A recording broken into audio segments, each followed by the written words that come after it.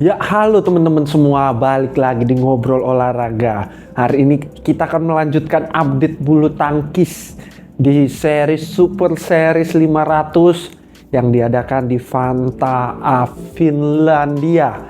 Nah, jadi kemarin kita akan update dari quarter final, di mana di quarter final ada 5 wakil Indonesia yang lolos ke semifinal. Hanya ada 2 orang, yaitu ada Gregory Mariska di tunggal putri dan juga ada Jonathan Christie di tunggal putra. Nah, jadi si Gregory di semifinal sayangnya harus menelan kekalahan.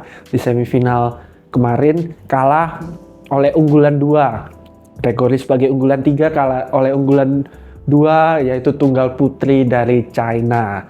Harus kalah dan tidak bisa melanjutkan ke babak final. Sedangkan Jonathan Christie tunggal putra kita berhasil lolos ke babak final. Baru saja selesai, saya baru selesai nonton pertandingannya di final menghadapi Chou Tien-chen dari negara Chinese Taipei atau bahasa Indonesianya Taiwan. Nah, jadi Jonathan Christie menghadapi Chou Tien-chen, pertandingan lumayan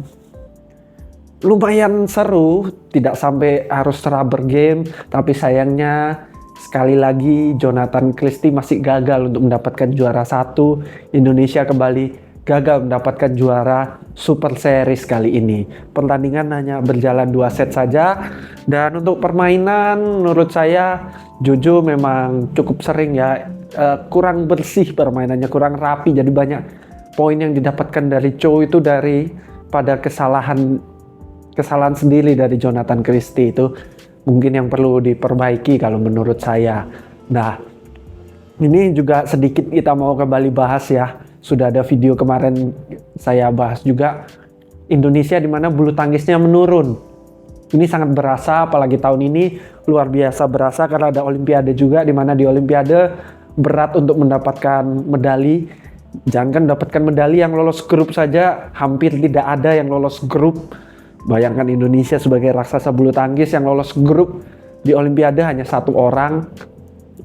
Dan untuk Super Series ini pun sangat berat. Indo mau masuk ke final itu sangat berat. Yang sebelumnya kita sempat bahas juga, itu tidak ada yang lolos ke final.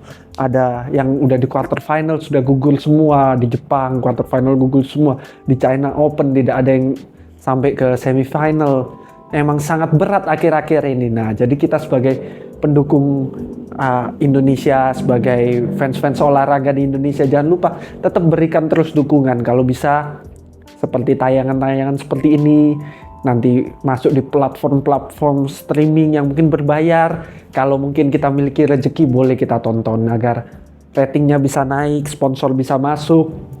Otomatis dana yang masuk ke olahraga badminton bisa meningkat, pamornya juga meningkat, atau mungkin cara-cara yang gratis juga bisa. Seperti di YouTube, seperti ini kita melakukan engagement, melakukan pembahasan mengenai olahraga bulu tangkis. Mungkin teman-teman boleh mengikuti berbagai platform-platform di badminton mengenai badminton di Instagram atau mungkin di YouTube boleh diikuti, dinaikkan pamornya. Mungkin teman-teman follow akun-akun dari atlet-atlet Indonesia agar olahraga yang menjadi andalan Indonesia ini jangan sampai terhilang, karena emang trennya turunnya sangat berasa. Level Indonesia ini menurun sangat berasa di tahun ini. Banyak yang bilang mungkin karena permasalahan PB Jarum kemarin, tapi kalau menurut saya memang dari sebelum-sebelumnya penurunan itu emang sudah terjadi, dan emang sekarang aja baru berasa karena betul-betul sudah mendapatkan juara susah. Kalau dulu nurunnya pelan-pelan, misalnya bisa juara 3 orang, turun ke 2 orang, turun ke 1 orang, tapi karena masih ada yang juara mungkin masih berasa lumayan. Sekarang sangat berat untuk mendapatkan juara, teman-teman.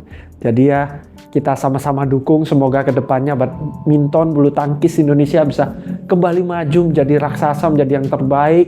Kita dukung supaya bisa jadi terbaik, syukur-syukur bisa menjadi yang terbaik di dunia, mendominasi lagi, bisa medali-medali terus non-stop, bawa medali untuk Indonesia di setiap olimpiadenya.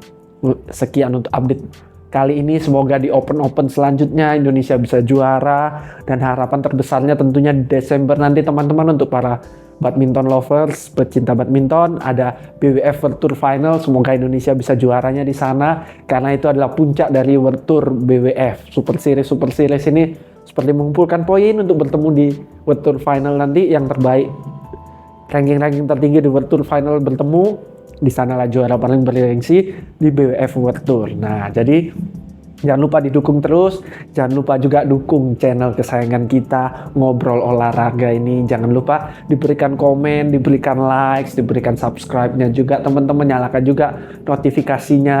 Dan jangan lupa boleh di komen di video ini dukungan-dukungan teman-teman untuk bulu tangkis, atau apa yang perlu dibenahi oleh bulu tangkis.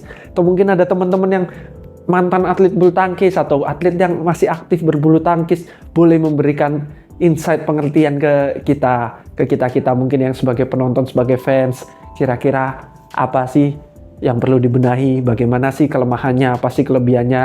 Karena saya sendiri dari keluarga yang pebulu tangkis semua, atlet-atlet bulu tangkis semua. Orang tua saya juga pernah masuk ke pelatnas. Jadi kalau untuk bulu tangkis tapi di zaman yang sudah agak lama, zaman-zaman tahun 2000-an, saya cukup tahu. Tapi kalau untuk yang sekarang mungkin mengikuti sebagai penonton saja. Mungkin teman-teman yang mungkin atlet aktif, atau siapa tahu ada yang pernah pelatnas baru-baru ini 2015 ke atas, luar biasa, boleh sharing-sharing di kolom komentar. Sekian, sampai jumpa di video selanjutnya.